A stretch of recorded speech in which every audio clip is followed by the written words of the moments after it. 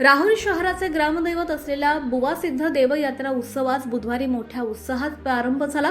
3 दिवस चालणाऱ्या या यात्रा उत्सवानिमित्त आयोजित करण्यात आलेल्या धार्मिक, सांस्कृतिक आणि पारंपरिक कार्यक्रमांना भाविकांनी मोठ्या संख्येने उपस्थिती लावल्यानं संपूर्ण शहर भक्तिमय वातावरणाने भारावून गेलंय।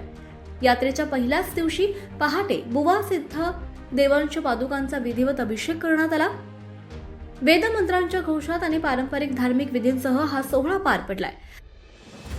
अभिषेकानंतर कावडधारी भाविकांनी ढोल ताशांचा गजर, डीजेच्या निनादात आणि जयघोष करत भव्य कावड मिरवणूक काढली।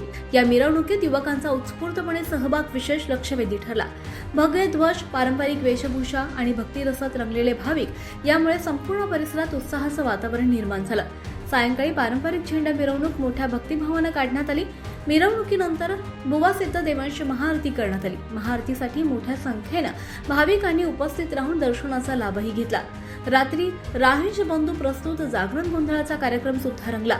देवी देवतांच्या पारंपरिक गीतांनी आणि धार्मिक सादरीकरणाने भाविक मंत्रमुग्ध झाले। यात्रेच्या दुसऱ्या दिवशी म्हणजेच गुरुवारी सायंकाळी महाआरती, महाप्रसाद वाटप करण्यात आलं। आकर्षक शोभेच्या फटाक्यांनी आतिषबाजी आयोजित करण्यात आली होती। तर शुक्रवारी यात्रा उत्सवाची सांगता, कुस्ती स्पर्धा, महाआरती आणि इतर धार्मिक कार्यक्रमांनी होणार आहे। कुस्ती स्पर्धेसाठी परिसरातील नामांकित मल्ल सहभागी होणार असल्यानं क्रीडाप्रेमींमध्ये सुद्धा उत्सुकता निर्माण झाली। लहान मुलांसाठी रहाट पाळणे, विविध मनोरंजनाची साधने उपलब्ध करण्यात आल्यानं यात्रेत कुटुंबासह येणाऱ्या नागरिकांची मोठी गर्दी होते।